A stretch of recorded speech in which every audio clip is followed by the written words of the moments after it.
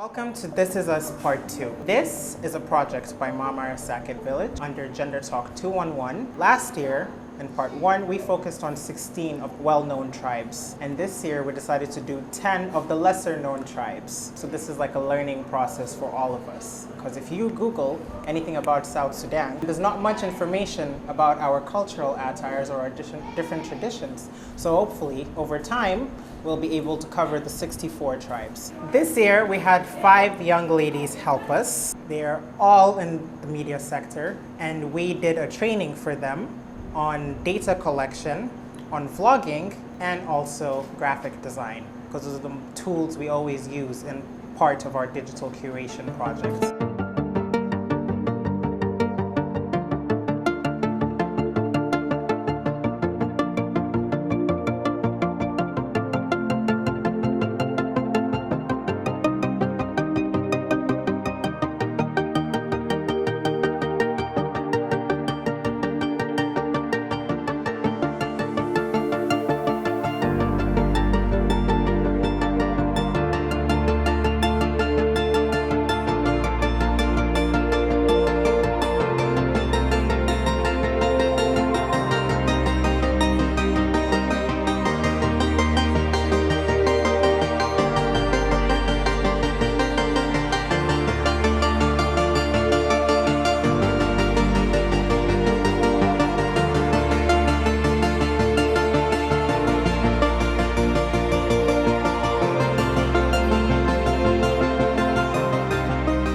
I'm Awizia Zita John, a journalist, and I happen to be part of this program. This is us, Part 2. I am Alon Marian Makir, and I'm a journalist by profession, and I've been a part of This Is Us Part 2 project. My name is Alakir Chol. I am a journalist, and I've been part of This Is Us Part 2 project. How was it for you working on the Nyangwara attire? First of all, I came to know of the Nyangwara tribe after the training of This Is Us Part 2. So I went, after I was assigned that I should do the research on the Nyangwara attire, I went outreach to people that can give me information on this. And I was lucky enough to find a former chief of the Nyangwara people. He's a very old person. He was the one that was able to provide me with the information. I worked on Luo attire, and the process was a kind of challenging. With all the struggle, we tried to get the right people, and especially the person I got to interview was the chairman of Luo community. At first I felt like it was kind of challenge, but after getting him, I got all the information and everything became easy for me, and I really got the right information. For me, I'm a South Sudanese, and I literally love to learn this side that the information can be passed on to us for the future generations, because these are things that are dying out each day, and people are dying with a lot of wisdom. So this was something like for information to be passed to me, and I'm sure that maybe the people who will come after me will hear this. Well, I was assigned to do the Boya attire. So when I heard of Boya, I didn't heard of this before. Like, South Sudan has a lot of tribes, and when hearing about the Boya, I first, what came to my mind, I was like, let me first go online and Google who are the Boyas. But when I saw who are the Boyas, I was so amused to really know more about these people. I wanted to know what their attires are and what they really do, because they have the tattoos on their bodies. I decided to do my own research actually, and I was supposed to call the person responsible for the Boya in order to give me information on more about the Boya attire. When we called him, he said he's for funeral, so I happened not to do about the Boya culture, but at least I tried to do my own research about it. I think the first one, This Is Us Part 1, when we did it, we actually did 16 attires, which was really, really nice as a start. But before it was 16, I think we were at 30. And then it came down almost half. And one was an additional, if I remember. So that's one of the main challenges of trying to do something like this, that the information is not always available, or the attire itself is not always available. And it's only specific people that have the attires. So that makes it really, really challenging. And then how do you feel about it? Are you going to give up? Or I really don't think I'm going to give up because I really want to know more, because after finding the information I need to confirm. I need more confirmations. We can't put something on internet and people will be having a different perception of how attires are. I'm not going to give up. I will still continue doing more. give me a high five. My name is Charity Naji and I'm the communications coordinator for Mamara Circuit Village and Gender Talk 211.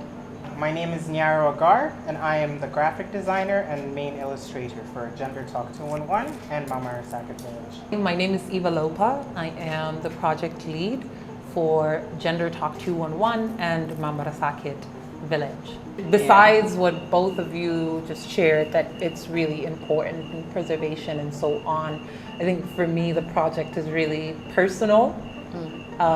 Extremely personal. It took me a very, very long time to understand where I can start getting to know myself from. And things like attire did not really cross my mind back then, but it's now clear to me that by getting to know the different traditions or cultures of South Sudan, you start to get to know the different people of South Sudan and you relate more, you know them a little bit more, and I feel like I get to know myself a lot better with time. I grew up in Khartoum, so a lot of these things I did not know. Majority of cultural attires, including my own, I got to know when I landed in Juba. And it's just amazing to me that I'm able to wear my own and then other cultures, attires, and appreciate it and know what it means and what it represents as well. It's a part of healing for me, or a part of me getting to know myself and moving on in a direction where I'm able to appreciate all of the different people of South Sudan and the cultures of South Sudan. I think that is really important nowadays. Not just to get to know each other, but embrace our differences. And this project has helped me realize that we are far more similar than the different. I don't know, so many communities wear the tundura. This is a very common thing. Multiple communities wear the lawa. It's very common. All communities have beads. Everyone. Right? This is similarities. I'm very appreciative of this information, and at a time where we have a lot happening or a lot going on in the country that separates us, little things like this make me really happy. It brings me so much joy. Because like you guys said, your favorite part is putting it out there and seeing the reaction. And when we put out This Is Us Part 1, there was so much unity and so much love. Everyone wanted to chime in, or I didn't know this, you need to add this, and I like this attire, well, for my wedding I'm going to do this, where do you know where I can get this from, and so on and so on. All of that brings me so much joy, because it's been 11 years, so much pain. It just, there's happiness in unity, and I love seeing that something that we started has brought so many people together, and I hope to keep going and keep the momentum, and that the 5 new ladies will continue to, teach others, tell others more about the process. And maybe next time we don't have to go look for sources, they come knocking on our door and say, hey, we want you to talk about our attire. And this is what we wear, and this is the information that we have. And beyond digital curation, maybe like you said, we have it in books now. We put it in schools. I wish I had that in Khartoum to know a little bit more. Maybe we have museums, maybe we have libraries that can carry all of this. So it's really personal for me, and generally brings me so much joy. So I hope it brings you as much joy as it brings me.